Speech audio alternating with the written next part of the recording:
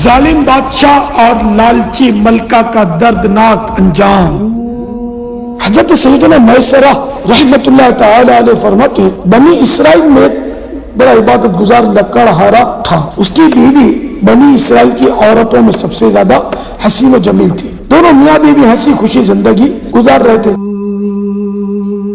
جب اس ملک کے بادشاہ کو لکڑہارے کی بیوی کے حسن و جمال کی خبر ملی تو اس کے دل میں شیطانی خیال آیا اور اس نے تہیہ کر لیا کہ میں کسی طرح اس عورت کو ضرور حاصل کروں گا۔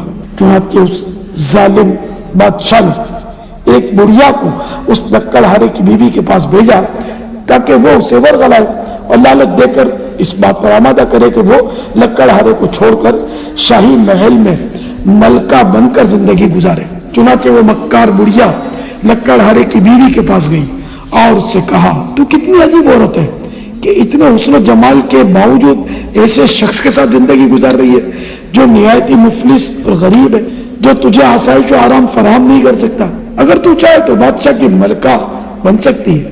بادشاہ نے پیغام بھیجا ہے کہ اگر تو لکڑہارے کو چھوڑ دے گی تو میں تجھے اس جھونپڑی سے نکال کر اپنے محل کی زینت بناؤں گا اور طرح طرح کی عیش و آسائش تمہیں میسر آئیں گے۔ یہ سن کر وہ عورت لالچ میں آ گئی، چنانچہ اس نے لکڑہارے سے بے رخی اختیار کر لی اور ہر وقت اس سے ناراض رہنے لگی۔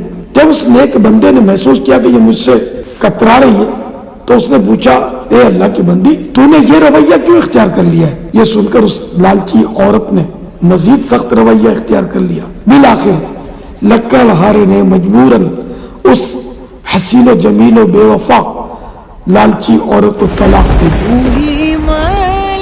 وہ خوشی خوشی بادشاہ کے پاس پہنچ گئی۔ بادشاہ اسے دیکھ کر پورا نہ سمایا، اس نے فوراً اس سے شادی کر لی اور بڑی دھوم دھام سے جشن منایا گیا۔ مگر جو ہی بادشاہ اپنی نئی دلہن کے پاس حجرے عروسی میں پہنچا اور پردہ ہٹایا تو ایک دم بادشاہ بھی اندھا ہو گیا اور وہ عورت بھی اندھی ہو گئی۔ نہ بادشاہ عورت کو دیکھ سکا نہ عورت بادشاہ کو۔ پھر بادشاہ نے اپنی دلہن کی طرف ہاتھ بڑھایا لیکن اس کا ہاتھ خشک ہو گیا۔ پھر اس عورت نے بادشاہ کو چھونا چاہا تو اس کے ہاتھ بھی خشک ہو گئے۔ جب انہوں نے ایک دوسرے سے بات کرنا چاہی تو دونوں ہی بہرے اور گونگے بن گئے۔ ان کی شہوت یعنی خواہش بالکل ختم ہو گئی۔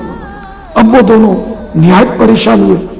صبح جب خدام حاضر خدمت ہوئے تو دیکھا کہ بادشاہ اور اس کی نئی دلہن یعنی ملکہ دونوں گونگے بہرے اور اندھے ہو چکے ہیں اور ان کے ہاتھ بھی بالکل بیکار ہو چکے ہیں۔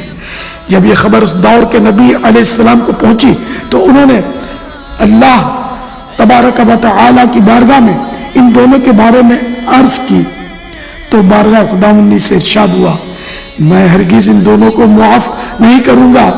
کیا انہوں نے یہ گمان کر لیا کہ جو حرکت انہوں نے لکڑہارے کے ساتھ کی میں اس سے بے خبر ہوں؟ کاش گناہ کرتے وقت مکر و فریب کرتے وقت بندہ یہ توجہ رکھے کہ اللہ تبارک و تعالی احکم الحاکمین ہے اور وہ دیکھ رہا ہے۔